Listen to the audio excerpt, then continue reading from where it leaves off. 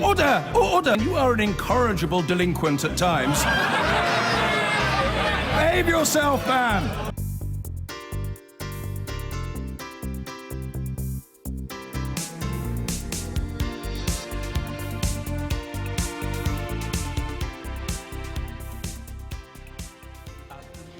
In the last few minutes, the government has narrowly avoided what would have been a hugely damaging defeat over its Brexit strategy. MPs have rejected an attempt to give Parliament more powers over the Brexit process. But the government did have to compromise after a minister, Philip Lee, resigned this morning, saying he could not support the current Brexit plan.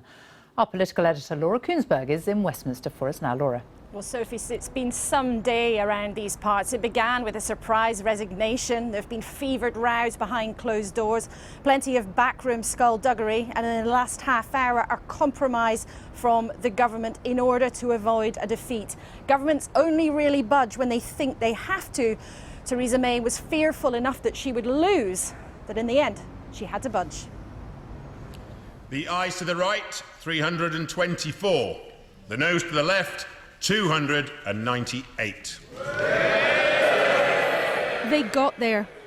The government avoided defeat on an attempt to give Parliament more power over Brexit.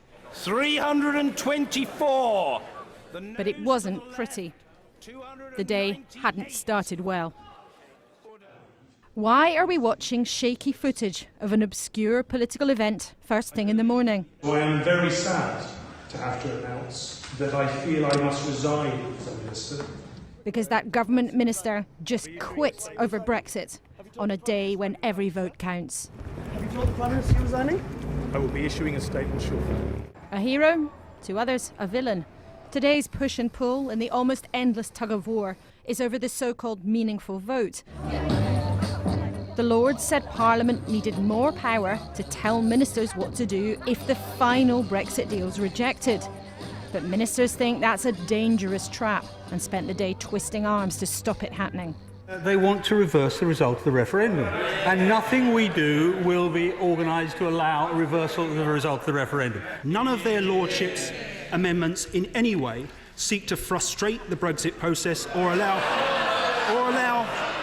this House to overturn the referendum result. There was no holding back, though, for this now ex-minister. I urge my parliamentary colleagues to follow my lead and vote to give our great institution, this House of Commons, our constituents and our country the powers it needs to leave our children a legacy of which we can all be proud. There were nerves in lots of MPs' offices as the debate began. Stephen Hammond's one of the key Tory Remain rebels, making life difficult for the government. It's not clear yet how it's going to finish, but I'm hopeful that the government realise what real concern there is from a large number of colleagues, and also I'm hopeful that the government will listen to what has been said. Right now, it's one of those increasingly common days in Westminster where no one can be sure quite where things will end up. Go Brexit! Go Brexit! Tory MP Andrea Jenkins campaigned the other way to leave the European Union. You don't believe in democracy! She proudly is still making the case and gave up her government job to do so. What I find incredibly frustrating is, we're the elected House, the House of Commons, and I feel that the amendments that the House of Lords is trying to bring in are literally trying to stop Brexit. But watch, this came close, very close.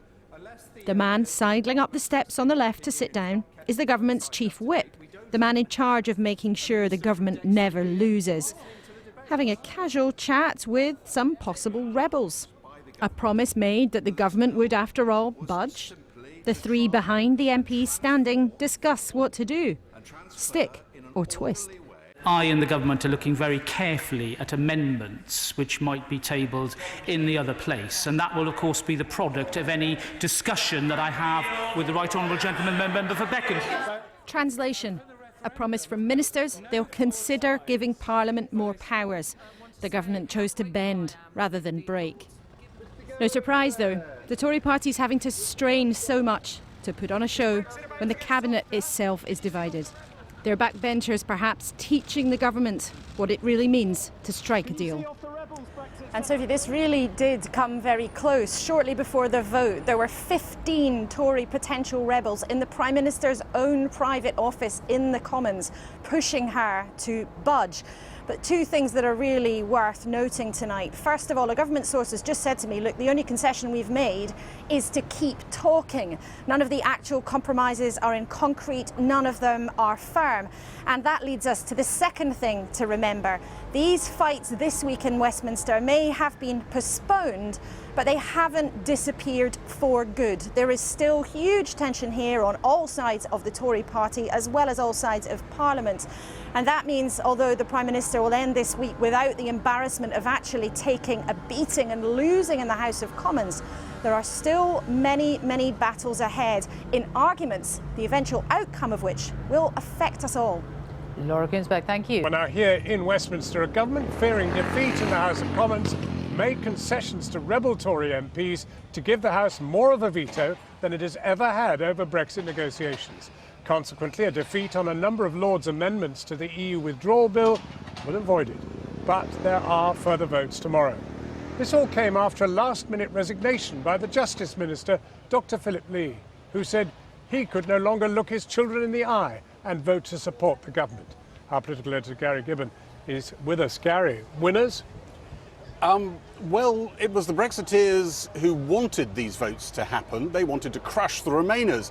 I'm not sure they'll feel they've exactly done that at the end of the two-day process, certainly not at the end of the vote, the key vote today. Theresa May, is she a winner here? Well, she's avoided defeat. She's probably avoiding defeat for the 2 days, but she's had to concede. The Remainers themselves haven't got everything they wanted. I think it's all a bit greyer than that. I think the one thing you can say is that the chances, if you're a Brexiteer who likes the idea of no deal, walking away from the negotiation, showing Brussels what you're made of, I think your chances of getting what you want just reduced significantly.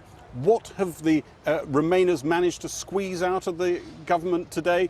Well, there was an eyeballing of Theresa May dramatically just 20, 30 minutes before the vote was going to happen, when she gave them assurances to their faces that she would go quite close to what they wanted. So they think they're going to get at the end of this whole negotiation a moment for Parliament to say whether they like it or not, and then a bit later what they'd like to put in its place.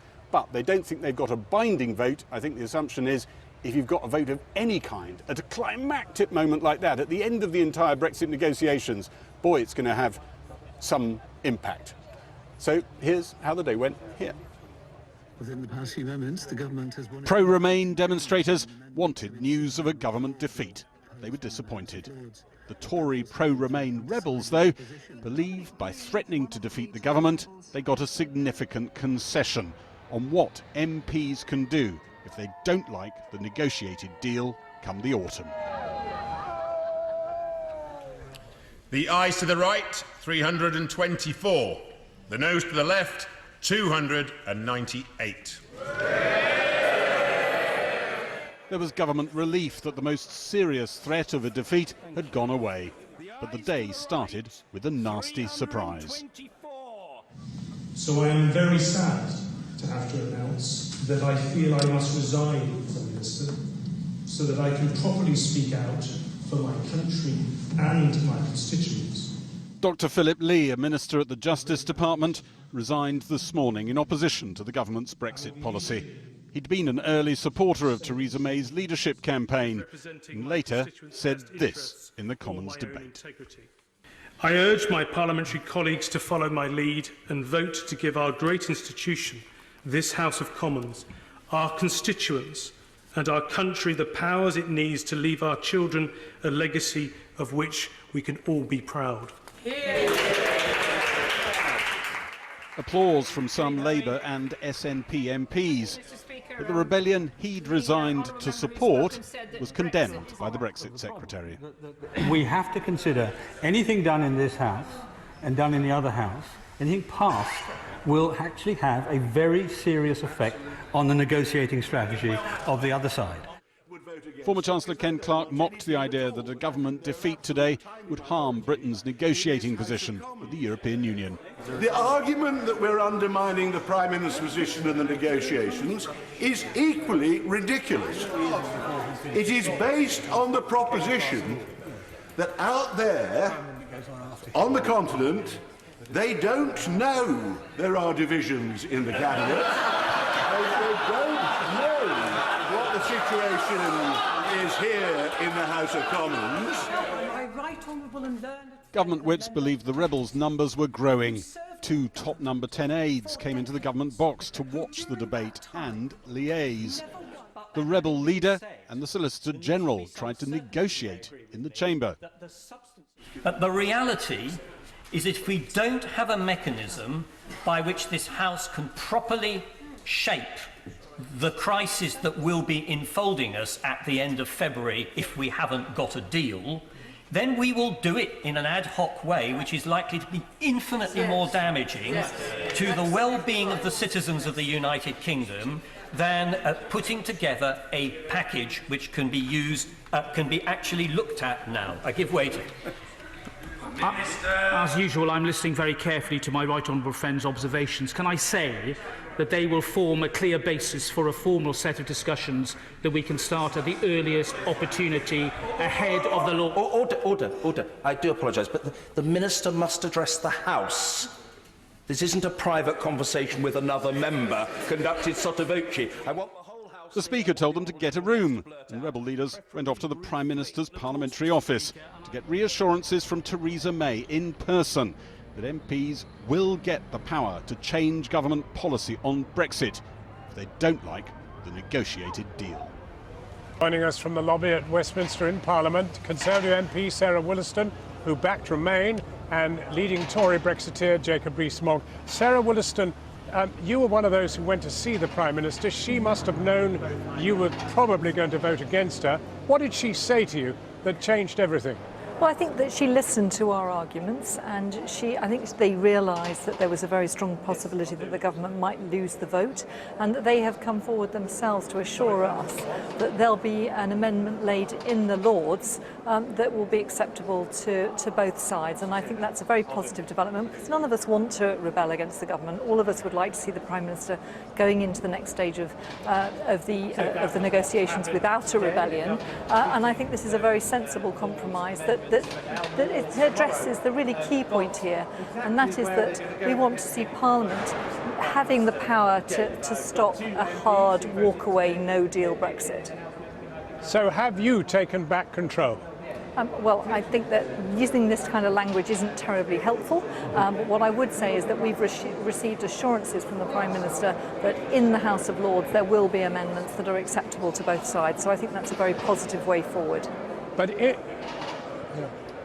in a nutshell, the MPs now have more of a veto than they've ever had at any point in this process. That's right, but the difference is constitutionally, if we'd been in a position where Parliament was trying to conduct the negotiations, I think that would have been a very major constitutional shift and challenge. And that's why I think Dominic Grieve's amendment was very important. We accept the government's point of view that it still needs some tweaking, and we've accepted the Prime Minister's assurance that that amendment will now be put by the government in the House of Lords, and I think that's a very positive step forward. Is a no deal in the Brexit negotiations, is that now dead? Well, certainly, if by the end of November there hasn't been a deal reached, what it does is it reduces the risks of us crashing out with no deal at all. And of course what we all want, and we're all sure that the Prime Minister wants, is to negotiate a very good, positive deal with Europe that's in all of our best interests. And we all want to see that happen. But what we're trying to avoid is a scenario where we crash out with no deal at all, because very many of us feel that that would have terrible consequences for individuals, for families and communities. And I don't think either Jacob or I do want to see that happen. And we're confident that the Prime Minister can achieve a good deal. But we just want to have that protection that we won't see a no-deal crash-out Brexit. And that's the assurance we wanted to hear today. And I'm very glad that we've had that from the Prime Minister. Dr. Wollaston, thank you very much. Let me talk then to Jacob Rees-Mogg. Jacob Rees-Mogg, you too presumably now accept that a no-deal Brexit is dead. Well, as it happens, I think Dominic Grieve's amendment made no deal more rather than less likely. And the reason for that is that the House of Commons, if it sets out indications as to how the government should negotiate, is a very inflexible body for doing that. And it can legislate for what the government asks for, but it can't legislate or pass motions for what the European Union will give. and that we have a separation of powers for a very good reason. That is because the government has flexibility and can act quickly, Parliament acts slowly, and time will be short by the end of November. And if we get into a position in November where there is not a deal that the House of Commons likes, and it sets down motions for what the government must do, if it asks for things that the EU then doesn't give, it will take too long for the government to be able to go back to Parliament, back to the EU, to get a deal. So I actually think this has gone the wrong way, because like Sarah, I'm in favour of having a deal. I think a deal that is good for us is the best outcome. But I still think that no deal is better than a bad deal, but that I think it is sensible to aim for a deal. But Mr. Rees-Mogg, you're a Democrat. The Prime Minister has surely operated in a very democratic way and handed power back to the representative democracy in which you serve. No, the House of Commons has always had this power. That, I think, is the mistaken part of this bill. That the government, the executive, only serves as long as it maintains a majority in the House of Commons. And therefore, if the government is negotiating and the House of Commons does not approve of what the government is negotiating, then the government falls. Let's cut to the chase. I mean, clearly the Prime Minister has sold one of you down the river. It's either Sarah Wollaston and her gang, if you like it, or you, and it's sounding tonight as if it's you. I don't think that's right. I think that the constitutional position that the House of Commons controls the executive, because there is no executive without a majority in the House of Commons, remains as true tonight as it remained yesterday, and that the amendments proposed to this bill don't change that a bit. I think the mistake in this bill is the effort to add an inflexibility to our constitution, which actually will achieve the reverse of what the people proposing it aim for. And I think from their point of view, that is a mistake. But no, I don't think the Prime Minister has sold anyone down the river. I think she is very wisely trying to get agreement. But there's more agreement than you might think. I'm one of Sarah's greatest admirers and nominated her when she first stood to be chairman of the Health Select Committee, because I believe in parliamentarians holding the government to account, regardless of which party they come from. Alas, I must cut you off there, Jacob Rees-Mogg. Thank you very much indeed for joining us, where the government has avoided defeat after making some last-minute concessions. Joining us now, the Labour Brexit spokesman, Keir Starmer. Keir Starmer. Good evening. Good evening, and Mrs May lives to fight another day. What role did Labour have in any kind of negotiations with the Tory rebels that brought this about? Well, the Prime Minister has bought time, but not much time. She's got to come back with something better than she put on the table today. But did you have any sort of negotiations with those Tory rebels who won this concession? One of the really important factors in this is that we had the Labour vote absolutely behind this vote. And without that guarantee, then the actions of the Tory rebels would be as naught, because they absolutely need us to vote so that they can join that vote on this meaningful vote. Are you really that united? I mean, the fact is you've got your Brexiteers too. Were they totally behind all this? Did they want a veto? We've always had a very small number of Labour MPs who have not supported the meaningful vote, but the vast majority are there voting on it with us, and that was always the position. And the government knew now. They've climbed down today because they thought they were going to lose the vote. But you could be in trouble tomorrow. They thought they were going to lose the vote because they knew that we were solid on that vote. And You're they not had trouble solid with their tomorrow, own though. Well, tomorrow there's going to be a vote on the single market, and there are many of your MPs, or a good number, who definitely want Britain to remain in the single market. Well, we've got really important votes tomorrow. You're absolutely right. We've got votes on the customs union where there's absolute unity. We'll be there, and if there's any Tory rebels that will join us on that, we will inflict a blow on the government. Not absolute unity on the question of the single market? On the question of the single market, we've put an amendment down which puts on the floor of the House a single market model for the future. There's great unity around that. I've been talking across my colleagues for the last week or 10 days. There's unity around that. There are disagreements on the EEA amendment, but we've focused on what is the outcome we're trying to achieve rather than the particular model. Now, today you've seen the government having to back down. There will be really important votes tomorrow. Of course there will be, on some issues, different views across the House. Let's get specific with what's happened today. No deal is dead, right? Well, I hope so. We haven't actually got the concession out of the government. They've gone away and said that they'll come up with the formal words. We need to see that. We need to to push them all the way. But this is the biggest veto you've enjoyed. Exactly. No deal has to be taken off the table. It is not acceptable for the Prime Minister to come back in the autumn and say, here's my proposed deal, and if you don't like it, you can have no deal. And that's the fight we're in the middle of. The Prime Minister's bought time, but we're on her back and we'll push her all the way on this. But a hard Brexit is also more or less in the doldrums. Well, we have always said that economically we need to be close to the EU. We need a customs union. We need a strong single market model because we need to be economically close. That is a battle which will be fought out tomorrow, but also in the Trade and Customs Bill, which are coming down the track in a few weeks. It's a battle we will continue to fight, just as we fought on this meaningful vote. Let's ask you in the last 30 seconds, when is Labour going to just absolutely spell out what it wants for the future? Does it want to resist Brexit? Does it want a very soft Brexit? What? Well, we've said repeatedly that we accept the result of the referendum. We want a deal that puts the economy first and jobs first, and that means a close economic tie to the EU, a customs union and a strong single market model to do that. Keir Starmer, thank you very much indeed for joining us. Now, the Prime Minister's struggles to keep Brexit on some kind of track seem to be turning political compromise into an art form, if an increasingly desperate one. Today, to try to stop what would have been a damaging rebellion in the House of Commons, Theresa May offered MPs more of a say over the kind of deal we get. That satisfied her backbench Remainers, well, most of them. One junior minister had already resigned. But later, the government claimed Parliament would not be able to tie their hands in EU negotiations, which conversely, seemed to satisfy Conservative Brexiteers. On the long, winding road to Brexit, Remain supporters were hoping today might be the day the government was decisively pushed off course.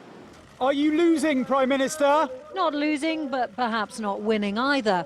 Theresa May needed to head off a significant rebellion in her ranks today over how much say MPs should have over the final Brexit deal.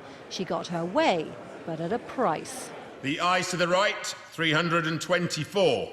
The noes to the left, 298. The ayes have it. The ayes have it. By a margin of 26 votes, the government did avoid an embarrassing defeat, but it was a bumpy ride for the Prime Minister. Earlier, Justice Minister Philip Lee resigned, lobbing this grenade at the Prime Minister's Brexit policy as he went. There is growing evidence which shows that the Brexit policy our government is currently pursuing to deliver on the 2016 referendum is detrimental to the people we were elected to serve. No coincidence he made his speech from Rebel Corner, surrounded by those most likely to vote against the government. But this was an afternoon of horse trading. The government whip here talking to David Davis in frantic communication about potential concessions.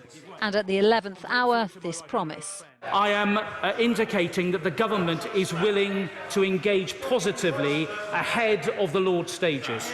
So what do the rebels say the government's promised? Parliament will be given a chance to approve or reject the agreement within 7 days of the UK finalising a Brexit deal. If there's no deal by the end of November, the government must seek approval from Parliament over what happens next. But tonight, David Davis's department put out a statement to say we have not and will not agree to MPs binding the government's hands in the negotiations, which seemed to be enough to placate Brexiteers for now. We're in a satisfactory position. I mean, I'm not dancing in the street and I'm not swilling champagne, but it's a reasonably satisfactory outcome. I think the message to the House of Lords is very clear. The bill is intact, and that is an important part of the road to Brexit. Unsurprisingly, key Remainers see it rather differently. When the government realised that it was mattered a lot to many MPs, and the government appreciated I tried to table my own amendment to crystallise the issues, we were able to get a reasonable debate and, I think and hope, a proper outcome. And of course, if we don't get the right outcome, it's going to come back again to the floor of the House of Commons at some point and be debated further. And that's the rub for the Prime Minister. Calm might have broken out in the Commons today, but if she doesn't deliver what the rebels feel they've been promised, this whole thing comes back next week, and then there will be no buying them off. Romilly Weeks, News at 10. Our political editor Robert Peston joins me now in the studio to unpick our way through this. Just to be clear, has the PM abandoned her notion that no deal would be better than a bad deal with the EU? Well, Downing Street, as it happens, shouted at me this evening to tell me that she hadn't abandoned They shouted that. at you, Robert. But let me just explain to you what happened this afternoon. Theresa May had an extraordinary emergency meeting with 14 of these Tory Remainer rebels. And they say they are in absolutely no doubt about what they heard. They say that she was absolutely explicit that she would accept the first two clauses of a draft amendment put forward by one of their number, Dominic Grieve, who you've just seen on the telly just now, and that she would also try and do something to be consistent with the third clause that he'd expressed. Now, the second clause for me at the moment is the most important one, because that says if there's no deal by November, then whatever course of action the government takes has to be put to the House of Commons in a vote. That means, in the words of one of those rebels, it is now impossible for Theresa May to threaten to the rest of the EU a no-deal Brexit, because she would have to put that, if she's threatening it, to MPs. And in that sense, her hands would be tied. There couldn't be a no-deal Brexit. Now, just to be absolutely clear, what's equally confusing, and this is why I'm slightly concerned for the government, or for the Theresa May, that she's heading for an absolute car crash, David Davis tonight put out a statement saying nothing's been agreed that would tie her hands. Now, the rebel Remainers say, yes, something has been agreed that would tie her hands. OK, very briefly, what are Brexiteers saying about it tonight? Well, Brexiters are on the Conservative side. Brexiters on the Tory side are saying, if what the rebel Remainers claim, she said, they would be furious. They take David Davis's contradiction at his word. I have to say the two interests are not reconcilable, the Remainers and the Brexiters, on this point. So I think what happened today was she avoided a defeat, but only for a few short days. A crisis is looming, either with the Brexiters or with the Remainers in her party. OK, Robert, thank you very much indeed for that. Now, forget Singapore. Today has been one of the momentous days in the path to Brexit. What made it so potentially explosive was that it was the ultimate fight over who's in charge, the government or MPs. Which it is matters, because MPs overwhelmingly voted for Remain by about 3-1. So more power for MPs probably makes a Brexit deal more likely, and a softer Brexit one at that. More power for the government probably means a harder Brexit and the possible threat of no deal at all. Well, in a crucial vote this afternoon, the government faced an attempt by Remainer MPs to increase Parliament's power in all of this, and it started inauspiciously for Theresa May, with one of her ministers resigning. Resigning ministerial office has been an incredibly difficult decision. It was in order to support my right honourable friend, my learned friend, and indeed trusted friend, in his attempt to amend the government's amendment to Lord's Amendment 19. And I am devastated to have taken this decision. Well, the government did win the vote against extra power for MPs through the meaningful vote amendment it was called. But the government's victory came at a cost. It had to make a last-minute concession to those Remainer MPs to get them on board. Can I further reiterate the commitment that I've given on behalf of the government at the dispatch box to further discuss the matter with my right honourable friend, the member for Beaconsfield, and others? I'm particularly interested in Part A and also Part B of his proposals, and want to use that as the basis of a structured discussion as we reach the Lord's amendments. What was he on about? Well, it was relatively technical, but MPs were promised the power to force the government to come up with a new plan if the government Brexit deal was no good, or if the government failed to reach a deal. So does this change the potential course of Brexit? Well, Nick Watt is with me now. Nick, just what was that compromise concession that the government made? Well, Remainers basically want to ensure that they have an ability to allow Parliament to stop a no-deal Brexit, but they are acknowledging that there are limits on that, and Parliament should not really be able to direct the Brexit negotiations. And that, they believe, would be done in two ways, because they believe Theresa May has taken a big step by agreeing that the government should look at two of Dominic Grieve's big ideas today, firstly, that Parliament should have a vote on what the government will do if Parliament votes down the Brexit deal. And secondly, if by the end of November there is no deal, then the government should come to Parliament and Parliament should have a say on what will happen then. Are Remainers basically happy today? Well, there is unease tonight because there are conflicting accounts of the meeting that the Prime Minister had with those 14 Remainers. I spoke to one of those Tories who was at that meeting who said that the Prime Minister said something along these lines. This is a matter of trust. I give you my word, we will look at these clauses with a view to looking at whether they should incorporate elements of them. But this evening after that meeting, the Prime Minister met some leavers, and one of those leavers who was at that meeting with the Prime Minister said that she said to them that she had not specifically agreed to table amendments based on the Dominic Grieve ones. She'd simply agreed to discussions based around reflecting on his thinking. So I spoke to one of those Remain MPs after that who was at that meeting with the Prime Minister, and they said you can just about reconcile those two apparently contradictory statements. What you cannot reconcile with that is the Chief Whip telling them, I privately give you an assurance that we will move on the Grieve amendments. And this MP said to me that if the government walks away from this, they are, well, it's an unprintable word at that point. How are the Brexiteers this evening then?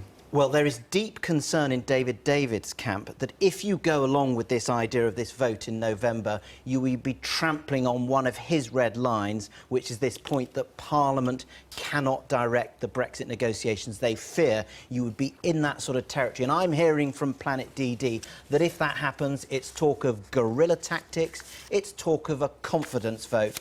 But important to say that David Davis has this evening released a statement with the full agreement of Downing Street that is saying that that red line will not be crossed. OK, Nick, thank you. Well, joining me now is the man of the hour, former Attorney General Dominic Grieve. It was his amendment that has seemingly forced the concession from the Prime Minister. Also with me is his Conservative colleague and member of the Brexit-backing ERG grouping of MPs, John Penrose. Dominic Grieve, we'll start with you. What did the government promise you today to get you to vote with them on your own amendment? Just one bit of background. There was a Lord's amendment which could have been voted on and on which the government might have been defeated. I could understand some of the government's reservations, which is why I came up with a compromise amendment of my own. Obviously, that couldn't actually be voted on today. It could only be dealt with by a discussion with government unless the government had been prepared to accept it in its entirety. So there was bound to be a discussion, and that discussion was positive. So positive, it enabled quite a large number of my colleagues to vote to remove the Lord's amendment and substitute the government's amendment, to which, in due course, we will have to tinker around with it in the Lords, after discussion, to improve it. Right. And I have every confidence, having spoken to the Prime Minister, that we will be able to do that. Okay. And did they give you the date, like November the 30th? That's the date. We have to have had a deal by then, or Parliament can start intervening. The dates were not an issue. Right. If there was any sort of problem or area, the last one of the three amendments, which provided a mandatory instruction to government, was one that they were concerned about and wanted to discuss. All this seems to me to be the absolute normal process of compromise. Horse trading. And ultimately, I'm there to try to improve a piece of legislation, and inevitably, where there are differences of view, you have to negotiate and compromise. And I hope very much that that's going to happen. If it doesn't happen, then obviously this isn't the end of the matter, because ultimately it's very likely that this amendment will come back to from the House Lords. So it goes to the Lords, they'll put it in again, and then you'll come back. So it can be reconsidered. So this provides a sensible period of time to try to resolve an issue consensually, sensibly, and not in any way to undermine the government or indeed to have a dig at other colleagues. So let's just be, what you're really saying is that they better not be screwing you around with promises to take you seriously, because if they are, you'll come back. When will it be? Next week even? I mean, it could be quite soon. It could come back on the date that the government chooses, but it's going to have to come back at some point. Right. But as I say, that's a rather... That's my hope I know you're is that this is all going to be resolved very sensibly in the meantime. Yes, of course. And I have no reason to doubt or distrust the Prime Minister in what she told us, and I hope very much that we will come to a satisfactory And solution. So DexEU, that we're briefing this evening, that we have not and will not agree to the House of Commons binding the government's hands in the negotiation. Now, I had slightly thought at one point in this afternoon you had got that, but the Commons, you are the MPs, that you could bind their hands, but you're saying you accept that you won't bind them. I think there can be some misunderstandings. I mean, ultimately, Parliament can bind the government, it can get rid of it, but it can't micromanage the government. So I think I take that statement as being an expression that we can't have micromanagement of the process by Parliament. Now, that's something that we can look at, but what we've been looking at is to find a structured way in which there can be a guarantee that the government can't simply dispense with Parliament because it's inconvenient for it. And in truth, if the government tries to do that, any government wouldn't survive. So I think we're in danger of getting carried away into an apocalyptic vision. You're being very nice, I think, and you also have the threat in your back pocket, and everybody can hear both sides of it, and everyone knows you don't want to emphasise the threat. John Penrose, do you agree with Dominic Grieve on what the government said to the rebels? Because there honestly seems to... I mean, I'll just read you the Sun's headline tomorrow's "May the farce be with you." PMS, that basically the PM has said completely different things to Remain MPs and Leave MPs, and it looks like she's double dealing, really. Well, I don't think that's the case. I wasn't in the room, whereas Dominic was, but what it does seem to be is that, as Dominic was saying, we've got a period when we can get together and hack out some kind of compromise. And the thing is that we had 12 votes today. I mean, we voted for ages, and on 11 of them we delivered compromise after compromise and agreement after agreement with much bigger... There was only one that mattered today. No, really, there was only one that any of us were interested in.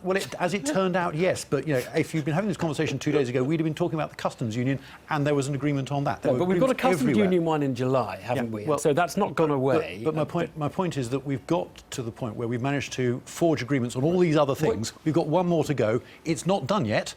Dominic is absolutely right, but it can be done, and you know, with a bit of goodwill on all sides, it should be done. I'll tell you what really seems clear is that the government's vision of Brexit cannot happen. Now, just tell me how it can, that we're out of the ECJ's jurisdiction, out of the customs union, and out of the single market.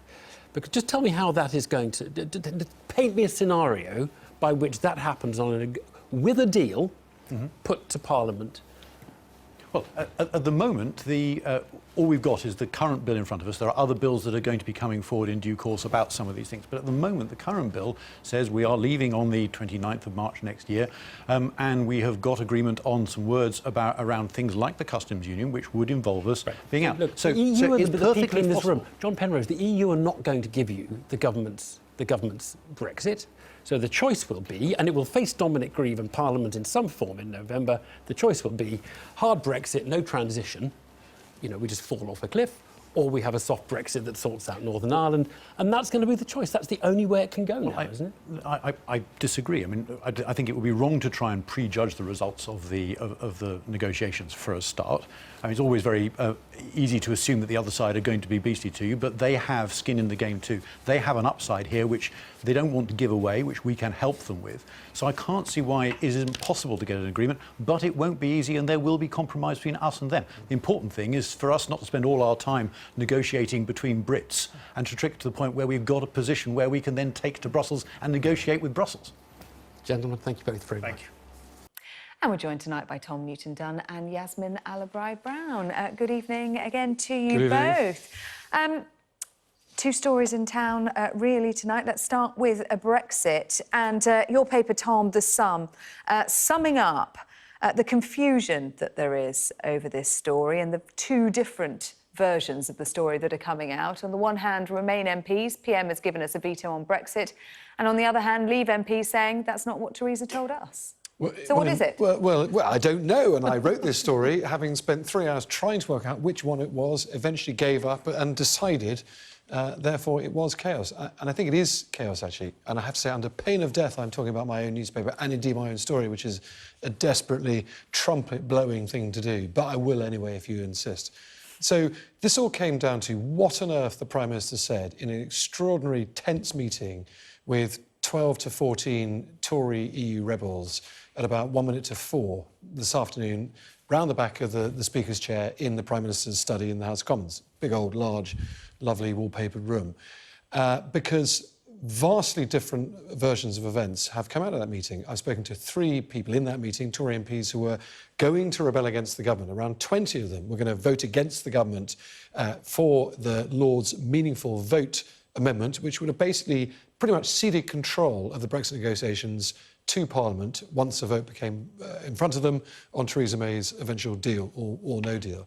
And this was an extreme point of worry and nerve for the government because they did not want to give over control to Parliament, because effectively from this moment onwards it would be Michel Barnier and Brussels negotiating with Parliament and not with Theresa May. So the government pulled out all the stops they could to stop what was looking like a near certain defeat. 20 rebels went in, or 12 or so rebels went into the room, with 20 or so waiting to rebel. 12 rebels came out saying, we're no longer rebel. And very swiftly they were talked round. They say, because Theresa May pretty much promised them what they wanted to, which is effective control and negotiation, or a vote on it, come November the 30th, there's no deal by then. However, the government, some 2 hours later, after a total silence, were very quick to, or very slow rather, to say, no, we haven't promised them anything. We've simply promised them to have more discussions and see if we can come to some sort of compromise. Because by that stage, the Brexiteer MPs, led by people like Ian Duncan-Smith, were absolutely fuming. They thought Theresa May had given away the crown jewels and passed entire responsibility of what happens next to Parliament. So you could see how we were left a little confused by the end of the day. I think she is in an ever tighter spot, is the truth of the matter, and I think she is now fighting day by day to try and keep control of this entire process and keep 2 almost certainly unreconcilable wings of her party together. You know, it's like the Church of England now, isn't it? She's been Prime Minister for 2 years. There will never be a party, a single party. So 2 years she's managed to keep them all together now, almost impossibly, and I think we're now extremely close to the wheel officially coming off, and so she's going to have to jettison one or the other. You know, we were talking about this story as if the Prime Minister's breathing a sigh of relief that she's survived another day. But as Faisal Islam was putting it earlier, she may have won the battle today, but the war is a very different And I don't think when one can entirely blame her. I mean, there are people in this party who are completely unmanageable, really unmanageable, and they're briefing and they're trying to cut her down all the time. Well, they're all doing that, Let's bring in the Times now on this as well and have a look at that, because that has a handy Q&A about what happened, which we've all been trying to work out. But also a statement from Philip Lee, his comments. Which I've really been impressed by a really difficult decision for a Tory minister to take. And I felt it had an honesty and courage that you don't see very often these days. And as for those 12 guys who walked in and walked out, fooled into thinking they got what they wanted, what kind of guts did they have? What kind of principles? Have they been fooled, though? We don't know that yet. But if they came out as fast as Tom, I really admire the fact that you go into this drama and you see it. But from what you've said, it didn't take them much time to change their minds. No, but that's the point. So, 12 pretty hardcore, pretty determined rebels, and these aren't, foot soldiers here. These are former cabinet ministers, Dominic Grieve, Nicky Morgan actually wasn't in there, but, Anna Soubry, Ken Clarke, people with real calibre who've served at the highest levels of government, came out very quickly to say, no more rebellion, we're with her. And the impression that was given was that they'd agreed to 2/3 of the amendment proposed by Dominic Grieve. So that was that they would get a vote within 7 days of the Brexit deal being agreed, and that if no Brexit deal was agreed by the 30th of November, they must seek approval for a next course of action by the MPs. So 2 checks, effectively. And the net result of all of that is basically giving them a veto of what on earth the government does next. And the thing that matters for them... the no-deal option is gone. Yeah, that's what I was about to say. So the thing that really matters for them is taking no deal off the table. They say, by this, they can strip the government of any ability to carry out a no deal, which really strips the government of any ability to negotiate with some proper leverage up their sleeve of the threat to which walk makes away. David Davis very, very cross, and that he keeps saying, this is not acceptable. How can Parliament negotiate with Barnier? Which he has a point, I think. And the political sketch here has a picture of Julian Smith, the Chief Whip, who had a very busy day. Yeah, Julian Smith is a central figure in how the drama will play out over the next 2 or 3 days. And he has been for the last 6 months or so since he was made Chief Whip. That picture tells a long story, because when he became Chief Whip, I'm almost certain he had pretty much entirely brown hair. Now, he has almost entirely grey hair. And in fairness to him, and this is an argument I know he's making tonight, he has yet again managed to get the government through a very, very tense, painful and almost car crash of a day in one piece. They won the vote that was supposed to be an ISO vote by a majority of 26. So he would say, I've done my job today. But the question is, for how long and at what price? Yeah, look, I mean, let's turn to the Telegraph now. 3 ministers meet anti-Brexit group over second referendum. The plots and subplots and plots. Yes. And of course, there is a lot of talking up of a second referendum. I'm not sure it'll happen, and if it does, whether we will get, the result that people think they will get. I'm a Remainer, a very passionate Remainer. I'm not sure. I am totally. You knew that. You did know that. But the Matt cartoon is good on this, all this mess that we are living through. I've never known such a time, politically chaotic time, really. I really haven't in this country. Yeah, so the Matt cartoon, so the government lives to surrender another day. Which is great. And you kind of get the feeling that, what have you achieved after all this, apart from literally to have to do it all again tomorrow with more blood all over the walls? Yeah. The Telegraph story itself is all about 3 government ministers in talks, having had a conversation with, slightly vague, precisely how deep they're into all this, with the virulently anti-Brexit group Best for Britain, which is the new organisation, relatively new, certainly funded by George Soros, the currency billionaire. And the Telegraph has it that these 3 chaps, one is called Alistair Burt, another is called Richard Harrington, and Shailesh Vara, the Northern Ireland Minister, is the third one. All of them well known for being pretty pro-Remain. Alistair Burt, very pro-Remain, was a backbench rebel for a while when Theresa May sacked him, and then has now invited him back into the Foreign Office. So will there be more resignations? Well, the question is, and my understanding is there are a good 5 or 6 mid-ranking government ministers, none in the cabinet yet, who are not quite considering their positions, but very fed up, and are tempted to go down the same way as Philip Lee, who resigned today, if things get worse for them. In other words, the government gets dragged into a course of hard Brexit or very clean Brexit, and they think there's no escape from that. So, without a doubt... Denials, though, here from these 3 that they are considering resigning. And I think my view is that's premature, and they're not going to go anytime particularly soon, although... Tom, there's we no would have said that about Brexit. Philip Lee last night. Please, can we not use clean? That all Brexit is going to be messy, dirty, bloody. Well, I'm trying to be objective, and you have your view. No clean Brexit of any kind. Tom, Yasmin, we're going to take a short break.